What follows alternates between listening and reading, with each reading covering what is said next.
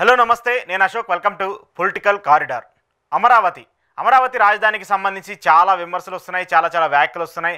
అమరావతిలో ఏం జరుగుతుంది ఏంటి అనేటువంటి ఒక చర్చ కూడా గత కొంతకాలంగా జరుగుతుంది. ఎందుకు ఇప్పుడు ఈ చర్చ జరుగుతుందంటే, ఆంధ్రప్రదేశ్ రాష్ట్ర ప్రభుత్వము రెండోసారి అమరావతి రాజధానికి సంబంధించి భూసేకరణ చేపట్టాలని చెప్పేసి ఒక నిర్ణయం తీసుకుంది. ఇప్పటికే 50,000కు పైగా ఎకరాలను రైతుల దగ్గర నుంచి సేకరిస్తూ వచ్చారు. దాంట్లో 30,000 ఎకరాలు రైతులకు సంబంధించి, మిగతాది ప్రభుత్వ భూమి కావచ్చు, మిగతా కొన్ని అంశాలకు సంబంధించి భూములన్నీ చూసుకుంటే దాదాపు 50,000 ఎకరాలకు పైగా ఇప్పటికే రైతుల దగ్గర భూమి ఉంది.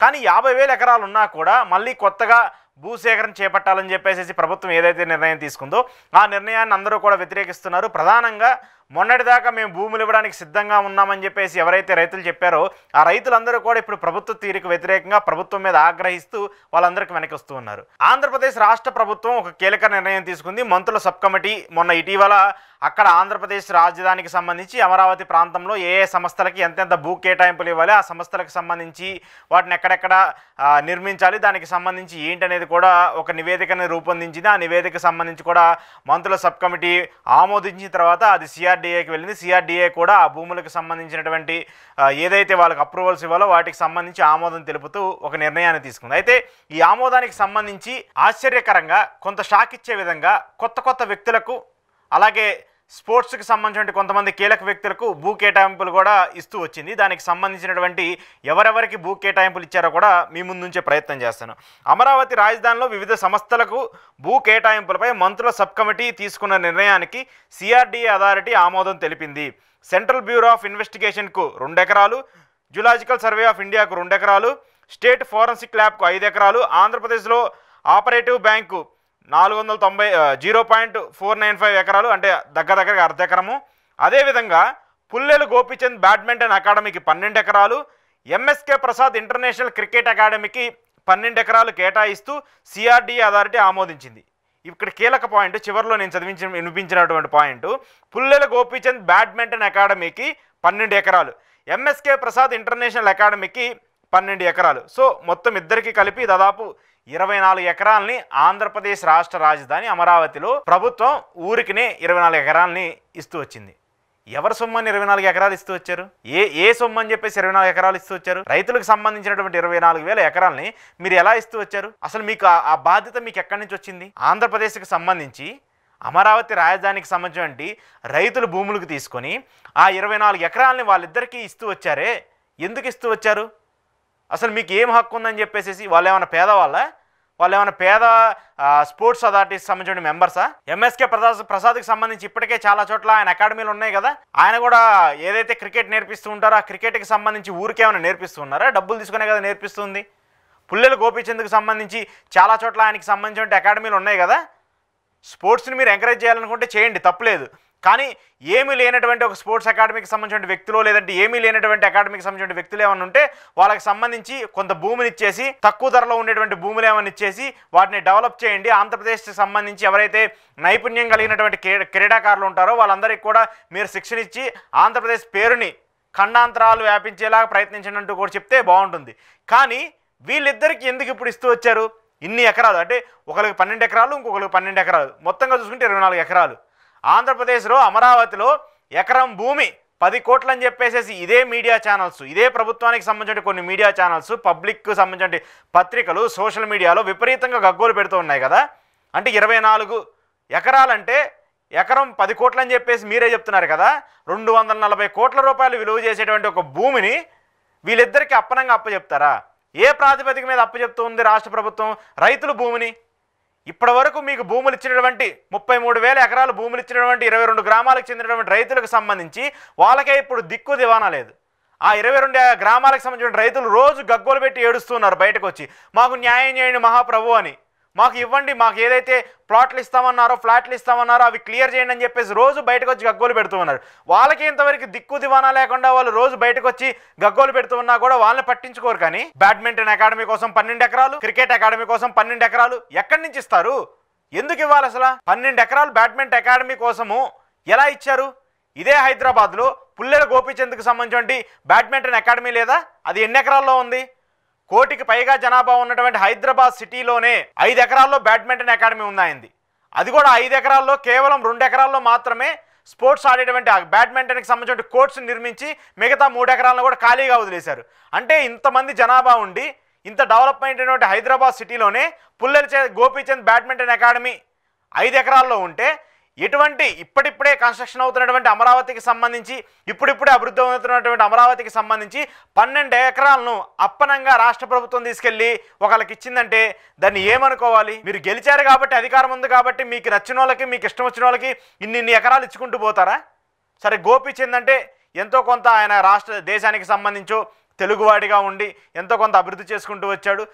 క్రీడకు సంబంధించి, బ్యాడ్మింటన్కి సంబంధించి గొప్ప నైపుణ్యం కలిగినటువంటి క్రీడాకారులను తయారు చేసుకుంటూ వచ్చారు. ఎంఎస్కే ప్రసాద్ గారికి సంబంధించి ఏముందని చెప్పేసి మీరు 12 ఎకరాలు ఇస్తూ వచ్చారు రాష్ట్ర ప్రభుత్వానికి సంబంధించి. చంద్రబాబు నాయుడు గారు నేను అడుగుతున్నాను, సార్ మీరు ఎంఎస్కే ప్రసాద్ గారికి 12 ఎకరాలు ఏ ప్రాతిపదికన చూసుకొని 12 ఎకరాల అమరావతి రాజధానిలో భూమినిచ్చారు? 12 ఎకరాల విలువ 120 కోట్లు, ఎకరం భూమి 10 కోట్లు అని చెప్పేసి మీరే మాట్లాడారు కదా.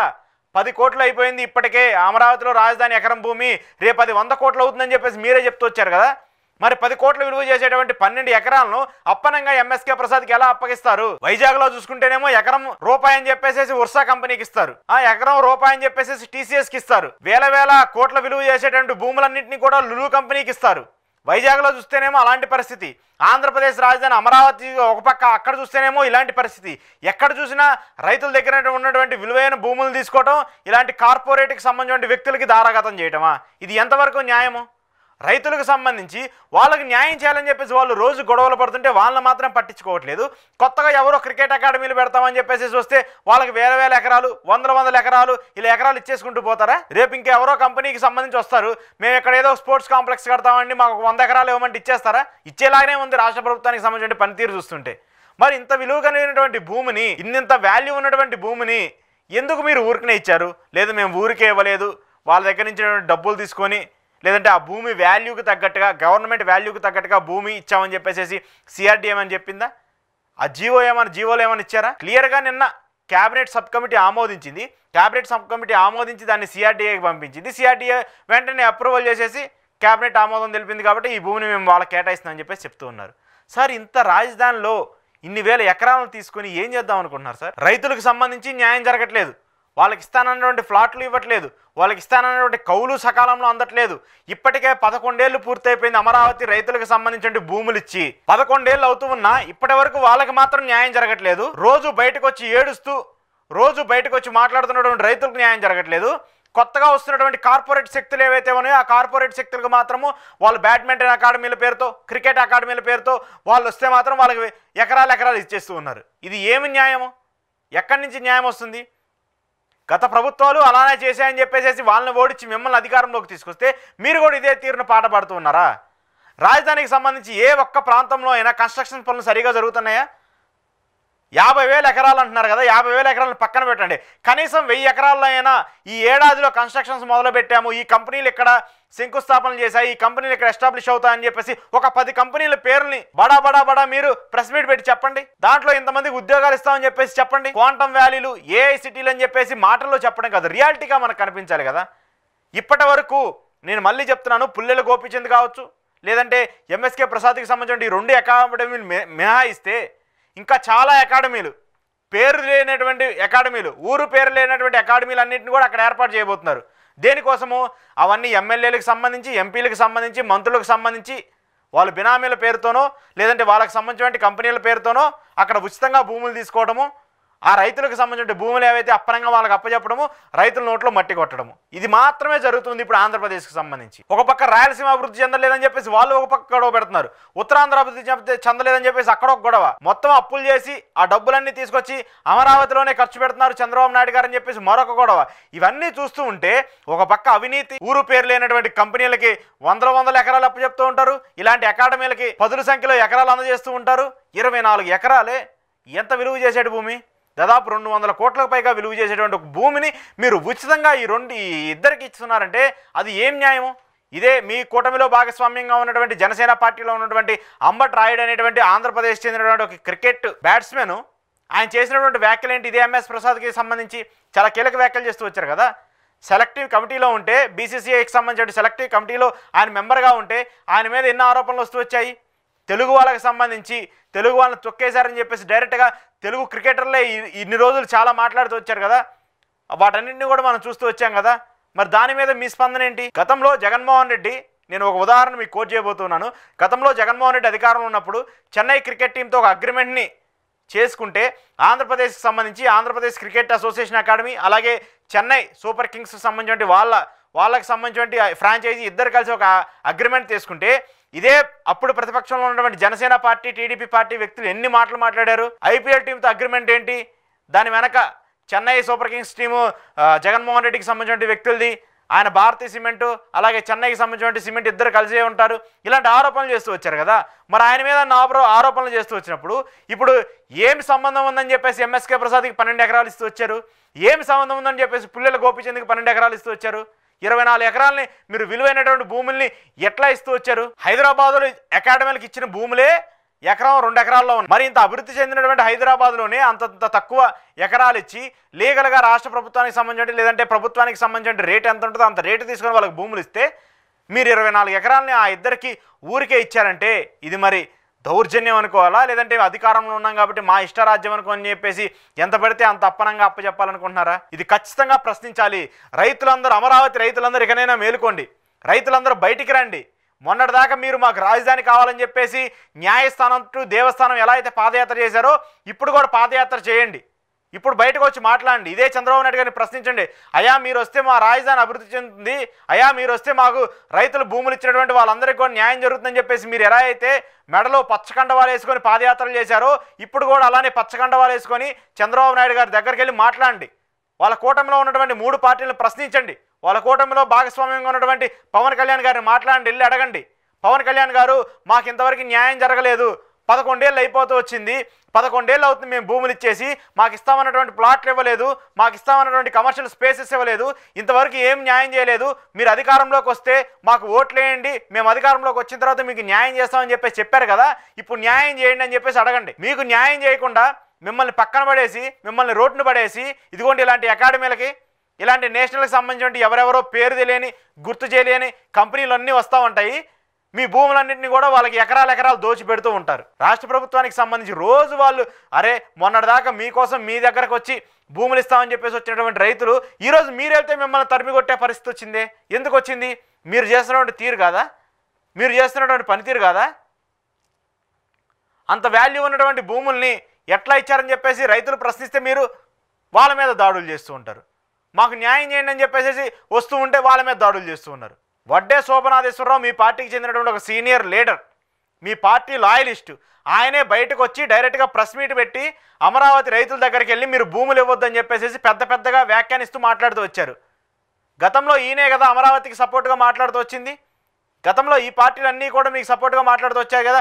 సిపిఐ, సిపిఎం, వైసీపీని పక్కన పెట్టండి, సిపిఐ, సిపిఎం, కాంగ్రెస్, బీజేపీ వీళ్ళందరూ కూడా మీకు మద్దతుగా మాట్లాడుతూ వచ్చారు కదా అమరావతి రాజధానికి సంబంధించి. మరి ఇప్పుడు వాళ్ళందరూ ఎందుకు వ్యతిరేకిస్తూ ఉన్నారు? మీరు తీసుకున్నటువంటి నిర్ణయాలు తప్పు. ఆ భూములకు సంబంధించిన అక్రమణకు గురవుతున్నాయి, ఆ భూములకు సంబంధించి ఎవరెవరు చేతుల్లోకి వెళ్ళిపోతున్నాయి, ఆ భూములకు సంబంధించి ఎవరెవరో బినామీలకు సంబంధించిన కంపెనీలకు ఆ భూములన్నీ వెళ్ళిపోతూ ఉన్నాయి. ఎందుకు వెళ్ళిపోతూ ఉన్నాయి? ఇది అవినీతి కాదా? ఇది అక్రమం కాదా? దయచేసి ఇప్పటికైనా రైతులు మేల్కొనండి. వాళ్ళకి ఇచ్చినటువంటి భూములు ఏవైతే ఉన్నాయో ఎంఎస్కే ప్రసాద్ కావచ్చు, లేదంటే పుల్లెల గోపిచంద్కి సంబంధించిన బ్యాడ్మింటన్ అకాడమీకి సంబంధించి కావచ్చు, వాళ్ళకి ఇచ్చినటువంటి భూములు వెంటనే క్యాన్సిల్ చేయండి.